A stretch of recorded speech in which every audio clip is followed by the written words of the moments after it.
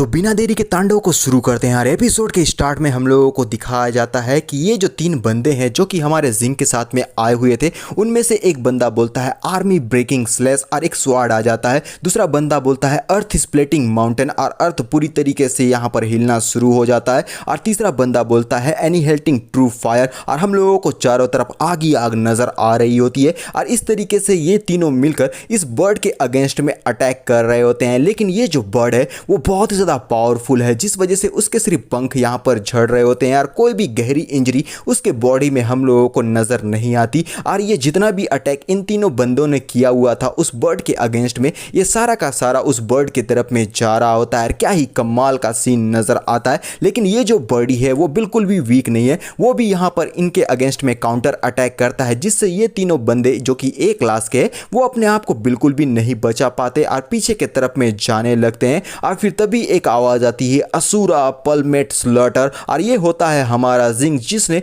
उस ईगल यानी कि उस बड़े से बर्डी के ऊपर में अटैक कर दिया होता है। ये एक डायरेक्ट हिट है जिससे वो अपने आप को बिल्कुल भी नहीं बचा पाता और वो पूरी तरीके से आश्चर्यचकित। और फिर हमारा जिंग बोलने लगता है असुरा बजक मोड, और हर तरफ से हम लोगों को यहाँ पर स्लैश ही स्लैश नजर आ रहे होते हैं जो कि हमारा जिंग उस बर्डी के अगेंस्ट में यूज कर रहा है। और ये जो बर्डी है वो काफी ज्यादा यहाँ पर इंजर्ड हो जाता है हमारे जिंग की वजह से, और उसके बॉडी से काफी ज्यादा ब्लड निकलने लगता है। और ये तीनों जिंग के असुरा किलिंग ऑरा को देखने के बाद पूरी तरीके से अचंभित हो जाते हैं, क्योंकि वो बर्डी को पूरी तरीके से ओवरपावर कर रहा था और काफी कुछ तारीफ हमारे जिंग के बारे में करने लगते हैं। लेकिन ये जो बर्डी है वो वीक तो बिल्कुल भी नहीं है। इतने ज्यादा इंजर्ड होने के बाद बड़े ही फायर्ड अप ढंग से हमारे जिंग के ऊपर में अटैक करने के लिए आगे बढ़ रहा होता है। लेकिन हमारा जो जिंग है वो भी कहाँ पीछे हटने वाला है, वो भी उसके ऊपर में अटैक कर रहा होता है। इसी तरीके से हम देखते हैं कि ये जो बर्डी है उसने अपना एक स्पेशल अटैक शायद फायर वाला हमारे जिंग के अगेंस्ट में कर दिया होता है। और हमारा जो जिंग है वो डायरेक्ट टेलीपोर्ट बोल देता है, यानी कि हमारी टियन को ऑर्डर मिल चुका है और जिंग यहाँ पर टेलीपोर्ट होकर सीधा उस बर्डी के साइड में आ जाता है। और इस बात को ये बर्डी नोटिस करके साइड के तरफ में देखने लगता है और वो पूरी तरीके से कंफ्यूज हो जाता है कि अचानक से ये टेलीपोर्ट होकर हमारा जिंग उसके साइड में कैसे आ गया है। लेकिन हमारा जिंग अपने स्वाड को भी तैयार कर लिया है उसके ऊपर में अटैक करने के लिए, और वो बोलता है कि टियान तुमने बहुत ही अच्छा वर्क किया है, तो अब यहाँ पर मैं इसे दिखाता हूँ। और वो बोलता है असुरा डीमन स्लेयर, और क्या ही भयानक वाला अटैक इस बड़े से बॉडी के ऊपर में हमारे जिंग ने कर दिया होता है, जिससे वो बिल्कुल भी नहीं बच पाता और बहुत ही जोर से इस जगह पर चीखने चिल्लाने लगता है। और वो जिंग से बोलता है कि तुम्हारा ये जो स्किल था वो बिल्कुल भी बुरा नहीं था, तुमने बहुत ही कमाल का अटैक किया था मेरे अगेंस्ट में। और वो बोलता है कि तुम पूरी तरीके से वर्दित हो कि तुम्हारी यहाँ पर मौत बिल्कुल भी ना हो, मैं तुम्हें अपना स्लेव बनाकर जिंदा रखूंगा। भले ही ये इस जगह पर जिंग से बहुत ही बुरी तरीके से मार खा रहा है, लेकिन फिर भी स्लेव बनाने की बात कर रहा है। गट्स चाहिए भैया, गट्स।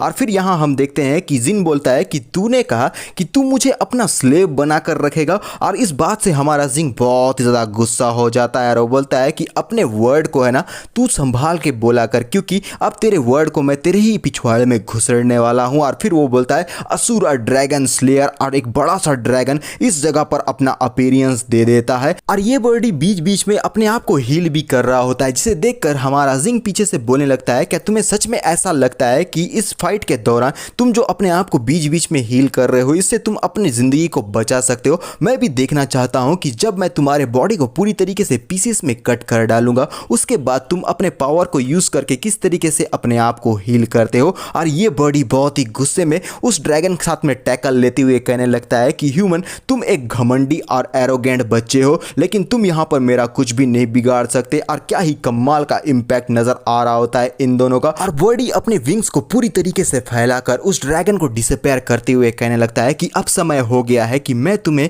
इस दुनिया से अलविदा कहने को कहूं, क्योंकि तुमने काफी कुछ गलत बातें इस जगह पर बोल दी है। लेकिन हमारा जिंग कहाँ रुकने वाला है, वो अपने ब्लेड को लाकर सीधा उस बर्डी के तरफ में अटैक करते हुए कहने लगता है कि बकवास की बातें तो तू यहाँ पर कर रहा है, और कहता है असुरा हेल ऑन अर्थ, और सीधा जाकर उस बर्डी के ऊपर में अटैक कर देता है। और एक ही स्लैश में ब्लडी के 2 टुकड़े शायद इस जगह पर हो चुके हैं, अगर नहीं भी हुए होंगे तो उसे गहरी इंजरी तो हुई है। और बर्डी यहाँ पर कहने लगता है कि तू जो कुछ भी मेरे अगेंस्ट में कर रहा है वो सारी चीजें यूजलेस है, क्योंकि ये सारी चीजें मेरे अगेंस्ट में बिल्कुल भी काम नहीं करेगी, क्योंकि जब तक मेरे पास में स्पार्क है। और जिंग अपने स्पेल को कास्ट करते हुए कहता है फ्रोस्ट बाइट फॉर्मेशन, और फिर कहता है कि 50,000 ओवर ड्राइव। और जैसे ही वो ये कहता है ये बर्डी पूरी तरीके से फ्रीज हो जाता है और जिंग बॉडी से कहने लगता है कि तेरे स्पार्क की ऐसी की तैसी, क्योंकि ये सारी चीजें मेरे ऊपर में बिल्कुल भी काम नहीं करने वाली। और ये दोनों पसीने में तरबतर कहते हैं कि इसके पास असुरा तो है, साथ में वो फॉर्मेशन भी यूज कर रहा है, आखिर ये बंदा कितना ज्यादा पावरफुल है। और जिंग अपना 10 गुना एम्पलीफिकेशन इन लोगों के ऊपर में यूज करना शुरू कर देता है और जैसे ही वो इनके ऊपर में अपना एम्पलीफिकेशन यूज कर देता है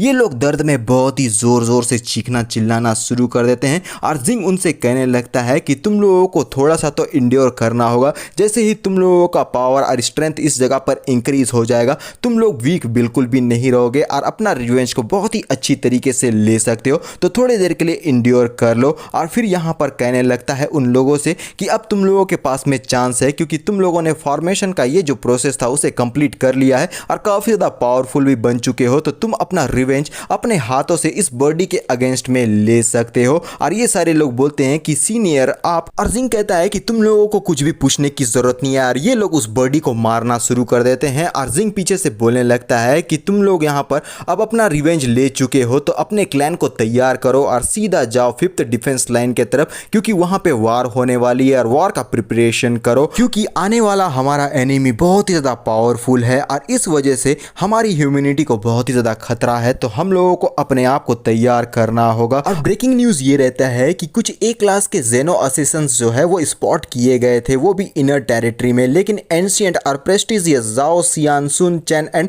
वांग क्लैन के जो ये लोग थे उन्होंने उसे वाइप्ड आउट कर दिया है। साथ में जाओ यांग सियांग बिंग एंड सुन ली जो है वो असुरा में एडेड हो चुके हैं और उन लोगों ने ब्लेजिंग स्काई ईगल को यहाँ पूरी तरीके से जान से मार दिया है और लोगों के बीच में इसी के बारे में बातें चल रही होती है जिसे हमें बिल्कुल भी नहीं जानना। और हमारा जिंग बोलने लगता है कि टियान तो चलो अब हम लोगों को अपना ये जो सोर्स स्टोन का बैच है उसे यहाँ पर कलेक्ट करना होगा, तो ईस्ट सी के तरफ में हमें जाना है और रास्ते में चलते हुए हम कुछ बीस्ट को भी टैम कर लेंगे जो कि हमारी काफी ज्यादा मदद कर सकते हैं। और टियान बोलती है ठीक है, और ये दोनों आगे बढ़ गए होते हैं और यहाँ हमें दिखाया जाता है हमारा जिंग जो कि हवा में उड़ रहा होता है, वो भी चांदनी रात में, और वो अपने फॉर्मेशन को एक्टिवेट कर देता है, वो भी समुद्र में, ताकि ये समुद्र में रहने वाले जितने भी बड़े बड़े और खतरनाक जीव है उसे यहाँ पर टैम कर सके और कई सारी बातें इस जगह पर बोल रहा होता है। और फिर लास्ट में बोलता है कि टैम, और फिर यहाँ पर उसका ये जो दायरा है और समुद्र में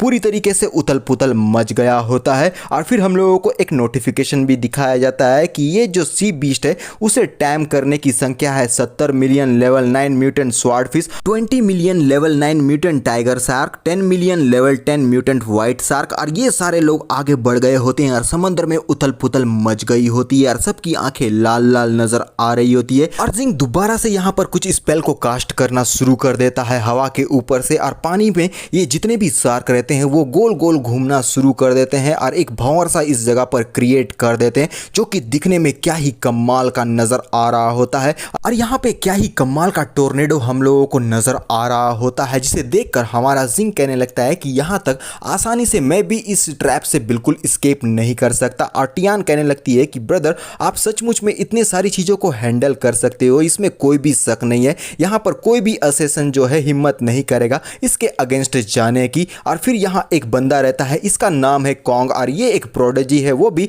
ईस्ट सी लैंड फैमिली का, जो ये सारी चीजों को देखने के बाद पूरी तरीके से अचंभित हो जाता है। बेचारा नारियल पानी पी रहा था लेकिन पता नहीं ये क्या देख लिया, और जैसे ही वो ये सारी चीजों को देखता है उसके मन में जिज्ञासा आती है कि उसे पास में जाकर इन सारी चीजों को इन्वेस्टिगेट करना चाहिए। और वो यहाँ पर लहर में पूरी तरीके से सवार होकर आगे की तरफ में बढ़ते हुए बोलने लगता है कि वाटर कंट्रोल टेक्निक ड्रैगन मार्च, और ये जो वाटर ड्रैगन है वो आगे की तरफ में बढ़ना शुरू कर देता है। और जैसे ही वो उस टोर्नेडो को देखता है वो बहुत ही ज्यादा अचंभित हो जाता है और काफी ज्यादा उसे पसंद भी कर रहा होता है। लेकिन फिर हम देखते हैं कि यहाँ पर कमाल का धमाका होता है जिसे देखने के बाद कॉन्ग पूरी तरीके से कंफ्यूज भी हो जाता है। और साइड की तरफ में जैसे ही वो देखता है ये जितने भी फिश अभी हमारे जिंग ने इसे अपने टैम किया था वो सारे के सारे इसके ऊपर में अटैक करने के लिए आगे बढ़ रहे होते हैं, क्योंकि हमारे जिंग ने इन लोगों को कमांड नहीं दिया था कि किसी भी ह्यूमन और सिटी के ऊपर में अटैक नहीं करना है। और इस बात को हमारा जिंग भी नोटिस कर लेता है और वो बोलता है कि ये तो सारे के सारे बेवकूफ है,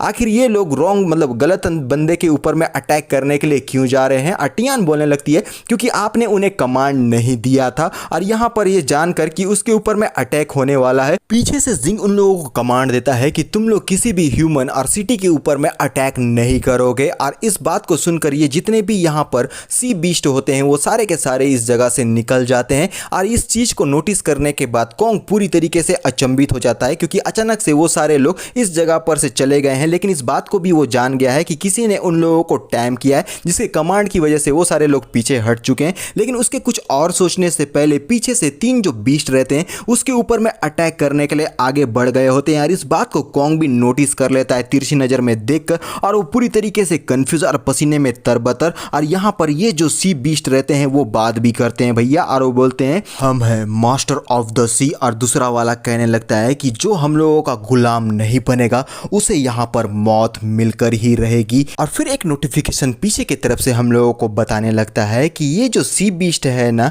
तुम्हारा व्हाइट स्टोन, वो इस जगह पर अराइव हो चुका है। और इसी के साथ हमारा ये जो पार्ट है वो यहीं पर ख़त्म हो जाता है। तो मिलते हैं नेक्स्ट पार्ट में, और अभी के लिए बाय बाय।